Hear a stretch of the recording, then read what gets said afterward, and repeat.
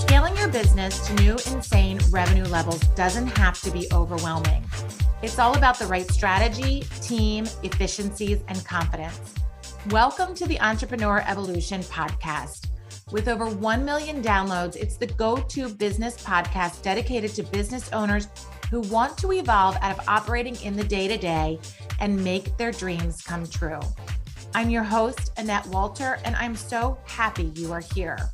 As a former banker, I have now been an entrepreneur for over 15 years and have started, grown, acquired, and sold over 20 multi-million-dollar companies to date. Together, you and I will strengthen your existing business, build your dream team and process, grow your wealth and legacy, all while surrounding you with a community of rockstar entrepreneurs just like yourself. Are you ready to evolve? Let's get started.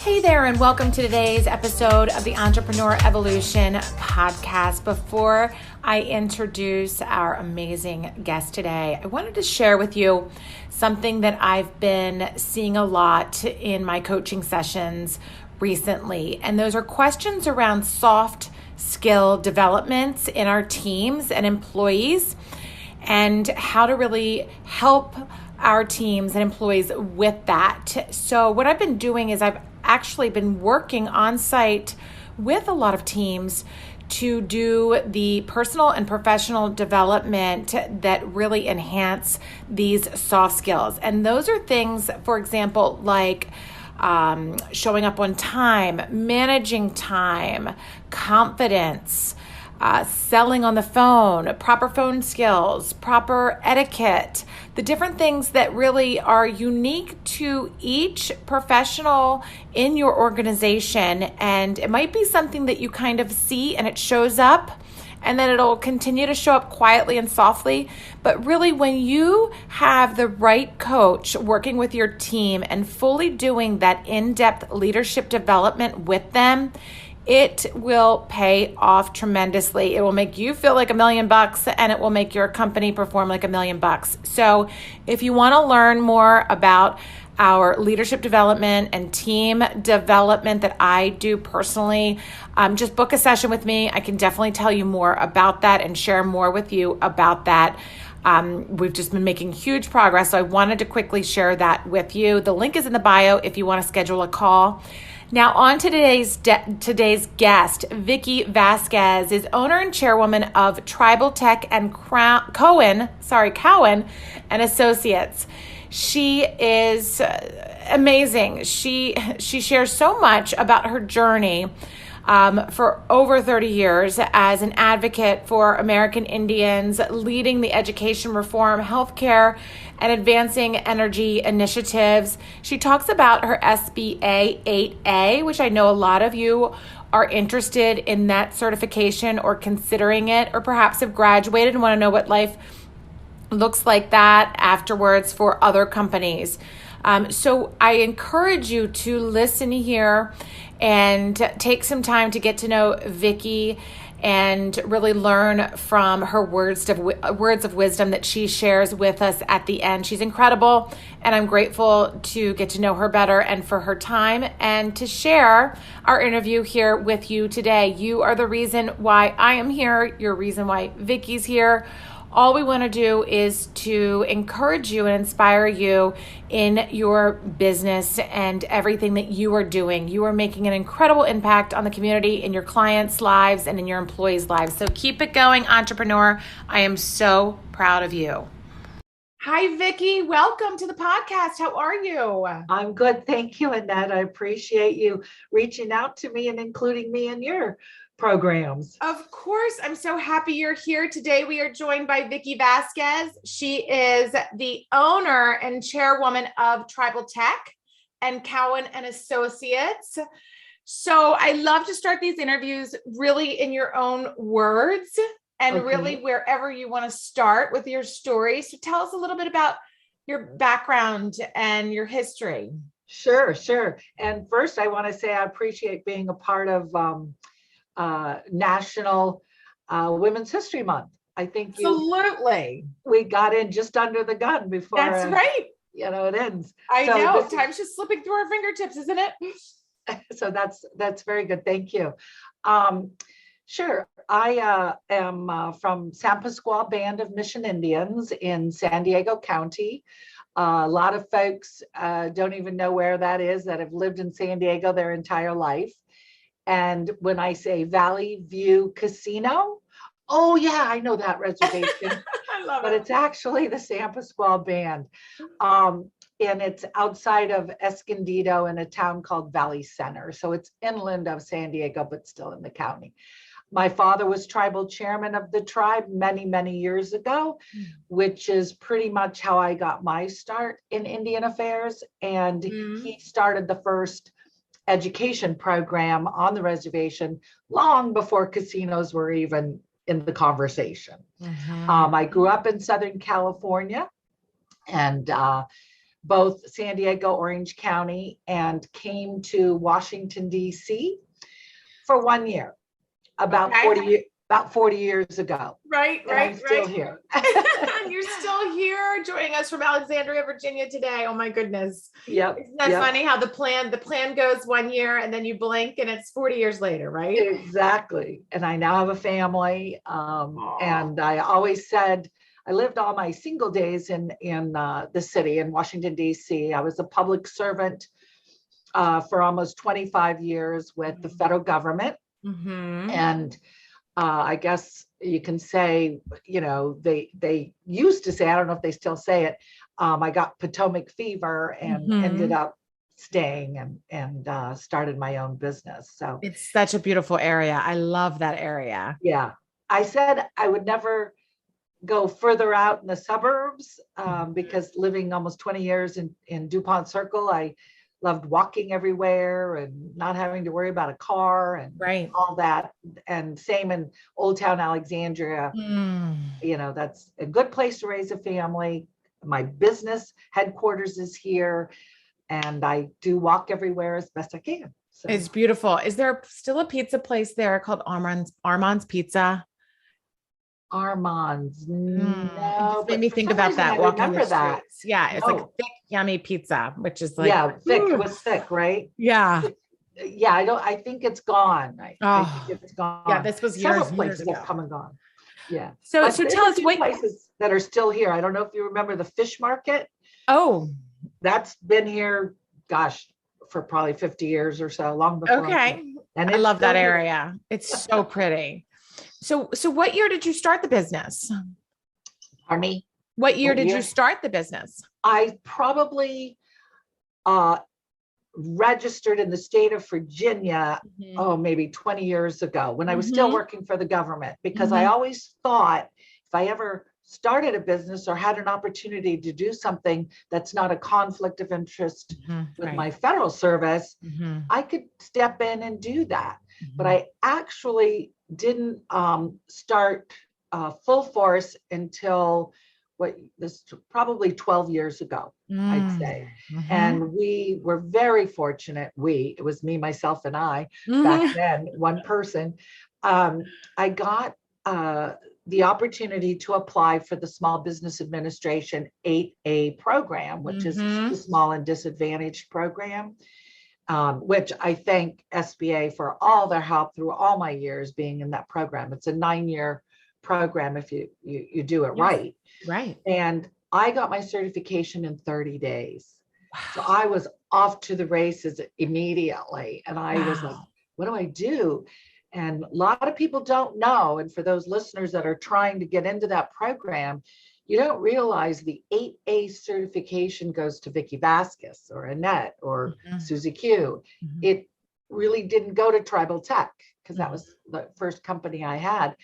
And all my quals at the Department of Energy, Department of Education, and a couple other places that I worked for my 25 years, it didn't matter. You had to have quals in your company. So it's like the chicken and the egg thing. Right. Well, I don't have quals, but I have experience. How do I get in the door? So the best way to start as a first time 8A is as a sub. One job is better than no job. So I partnered with some folks all along until I became a prime. And then I still kept partnerships going. But Wow, yeah, that's amazing. And just describe for those that may not know it, the service out there. the service. Your service, your Our services. service. Yeah, We yeah. do mostly management and technical services for the federal government, state governments, especially tribal governments, as well as the private sector. We do a little bit tiptoeing in that area, but Right. I would say the majority of the work is with our tribal communities. Right. Absolutely. And I love that you're giving this insight about the 8A certification and how it happened quickly for you. Yeah. And then it quickly accelerated how you went through things. So what else can you tell us about that? What was it like graduating from that? That is, you have to plan. You have to be committed to your business if you want to be successful. Knock on wood, we've been very successful, just always going up. Like I said, I started with one person. I have 150 today. But you have to look at around the 6th year, 7th year. So where are we going? Are we going to continue? Are we going to stay small? Do we want to go large? Do I want to sell? I had so many people that relied on my business that wasn't even in the thought process. Right. So I looked at how can you grow, not only organically, which we have, and I'm thankful for that, but I thought an acquisition might be a possibility. The good news is I did do the acquisition, and that's the other company that you mentioned, Cowan and Associates. Yes. Completely different field of service. It's all DoD, mostly Navy, very technical. Right. And I wasn't sure I was stepping into the right thing, but we did grow. Right. I went through a lot of bumps along the way. Very fortunate to get a woman celebrating Women's History Month to help me as a consultant to try and harmonize the two companies. And that was a good way to grow fairly quickly. However, it's a big risk. It's a big step, but I am a big proponent of risk. Especially for women, we take so many risks. The guys don't even think about it. Right. But, we are very thoughtful and strategic, I believe. And it was a good step. But at the time, honestly, I was scared. I love that you're saying all of this. I really love that you're sharing all of this. So first of all, how did you identify the company? Did it come about organically in a conversation, or did you strategically seek it? Nope, I did not. An acquaintance of mine and my husband knew at some point I might be interested in acquiring, and he knew of this it was a small business, and unfortunately the owner had passed, and the spouse did not want to continue the business. So she had put it up for people to do look-see, and he knew about it. We didn't have to go through a broker or someone. He made the introduction, and it worked. That's where it went. I probably, in all honesty, didn't do my due diligence 100%, but in the end, we've done all that and cleaned up some of the errors that we probably should have done long ago. Right. Well, but even in the due diligence phase, people are putting on their best face, their best foot forward, their best everything. You can dig into the numbers, and the numbers will tell the story, but still there's so much more beyond that, right? Exactly. And I truly had a vision, because some of the work we do at Tribal Tech, a lot of the work we do is in the health and wellness. So we're working on suicide, drugs, opioids, alcohol, domestic abuse, bullying, the major issues that many of our communities, not only our Indian communities, especially during COVID, have gone through.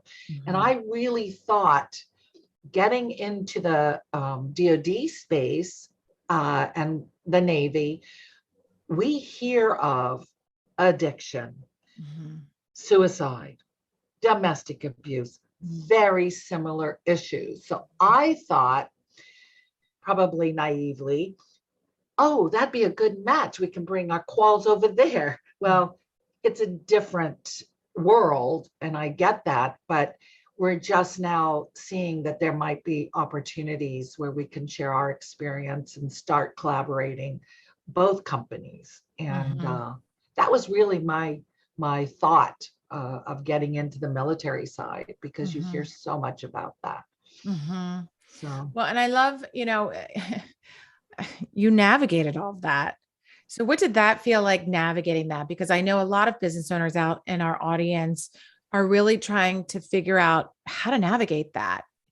How long did it take? What were some good tactics there, if you don't mind sharing? Just in I don't. And I'm going to share the bad too, because it has been bad. It hasn't all been. It's a lot. It's hard. Yeah, it is hard.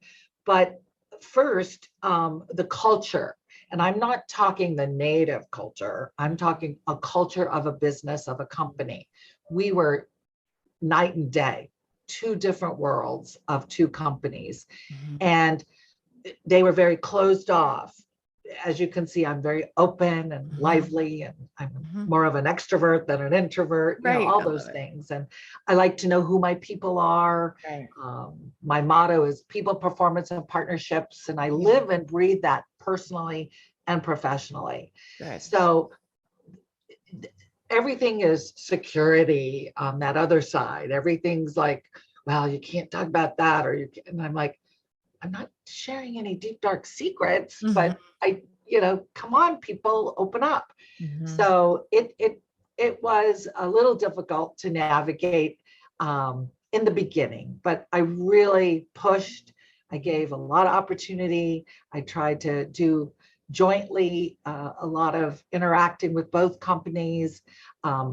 You can't see it here, and I can't figure out how to turn the camera out to the outside, but we have a huge wall that when you come into our company has every employee on the wall, a picture of every employee.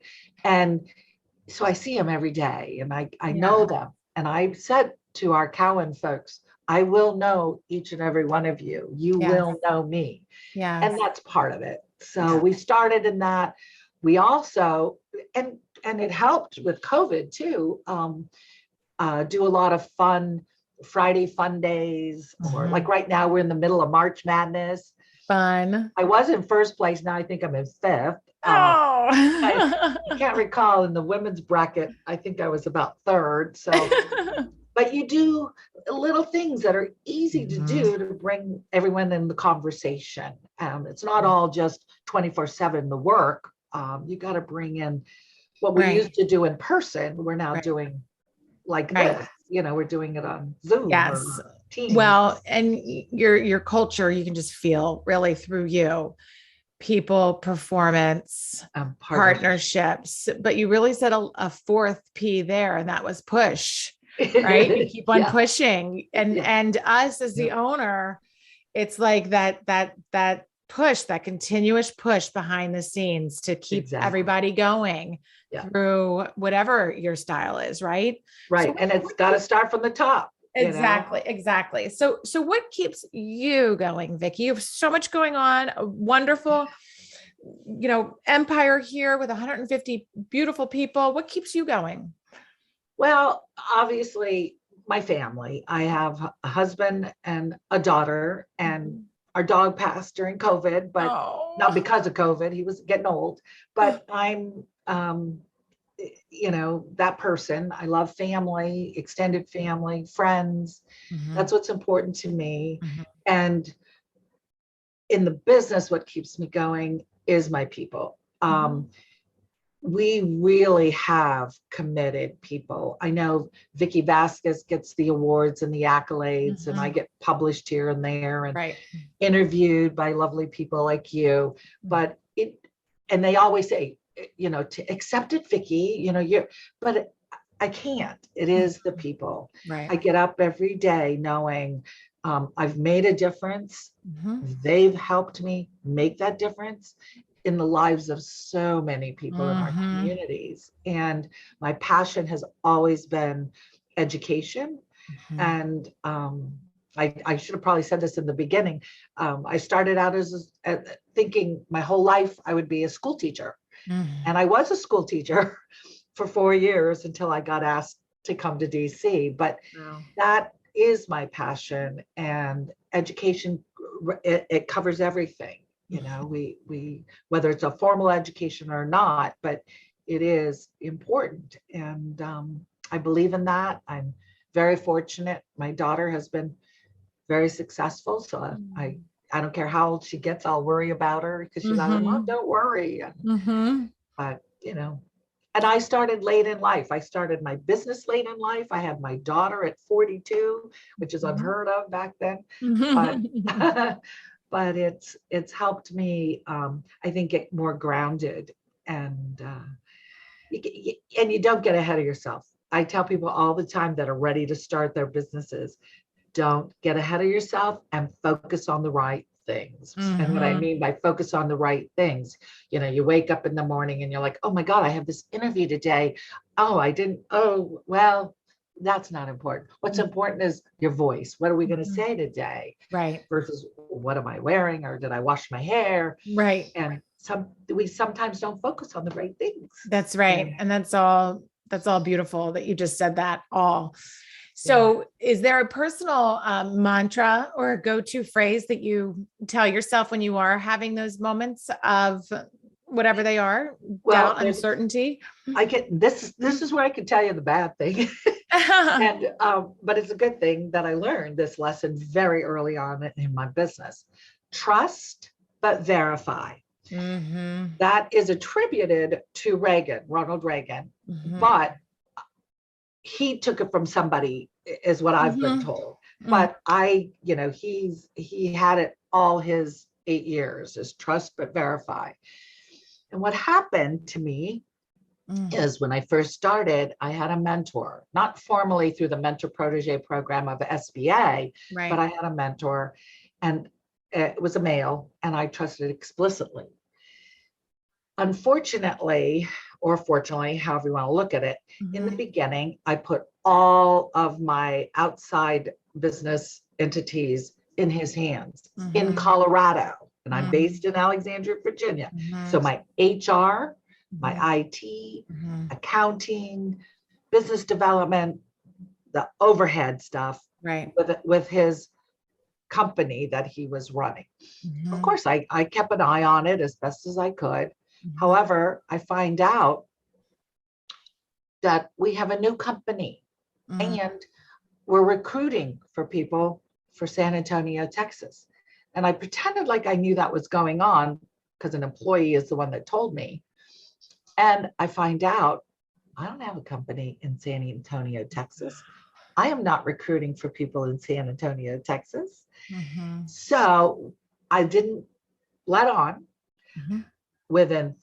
Immediately I got people I trusted and had already verified. I immediately pulled this team in. From their heart, they helped me. I had not a lot of money to pay. Right. But I said, if we can get through this, we'll all be in this together. Right. And I was able to pull all that back office support back to Alexandria within, I gave myself a 30-day window. Right. After we had paid a huge expense on IT, setting up their machines and so forth, got it back, never spoke to them again, never wanted to know what he is doing to this day. However, I did verify he had been doing this to other people, small business. Yeah. So the good news is I did it very early on. I wasn't, where I am, even 5 years ago. It was very early on. And I 100, and I forgot the best part. I was going to give him 40% of my company. Give 40 cents. Wow. You're allowed to give 40% of your company under the SBA program, but it never happened. I'm 100% owner to this day, and I do verify. So that is one of the things. Besides, don't get ahead of yourself, focus on the right things, trust but verify. I love all that. I love all that. And I really, even in listening to you as you share that story, you're sharing it with huge honesty and transparency and vulnerability. But there's also the optimistic side, the positive side of you that's saying, I learned so much from that. Like you had said, is it fortunate or unfortunate? I don't know, but I learned from it. And you did, even though it's so, I can only imagine how painful that was going through it and scary and unknowing, but your tenacity and your charisma really shines through. And that's what keeps you going. And that's why you're so successful today, Vicki. I love it all. But I do like what you say, you learn from it. Mm-hmm. I learn every day. You do. It's not, if you really are committed and have a passion for whatever it is, whether you want to be a painter, a welder, run a small business, an artist, what have you, if you've got that passion and that will, and you will make mistakes and know it, but learn from them, grow with them, trust, but verify, and you will get there. I am telling you, if I can start in my 50s, a small business, which I never had a desire or even thought I would be here today, if you had asked me that, 20 years ago. Right.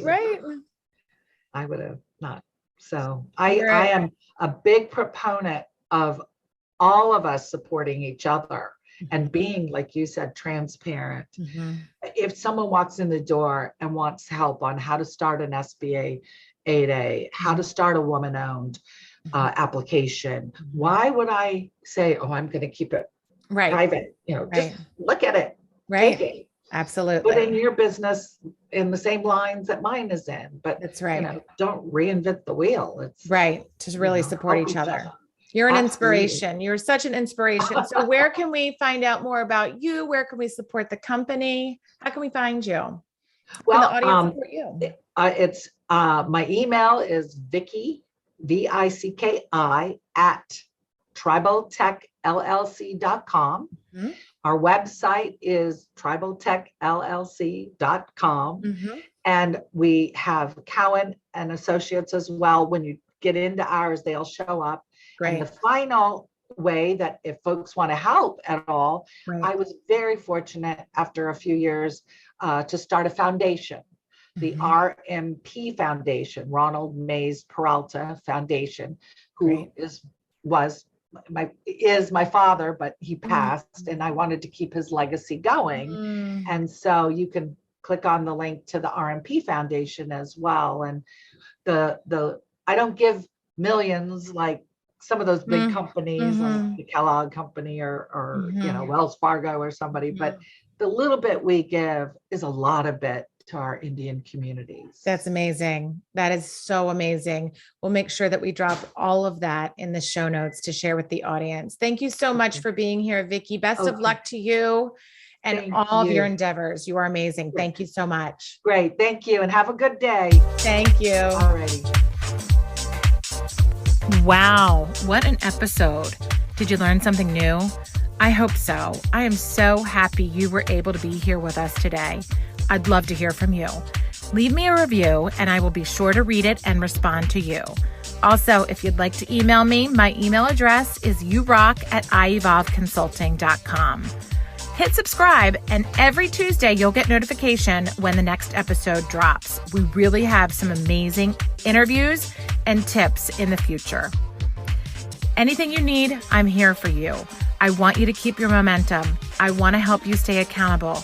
I want you to stay inspired. I want you to evolve. So please let me know what you need, and I'd love to hear from you. Take care until next time.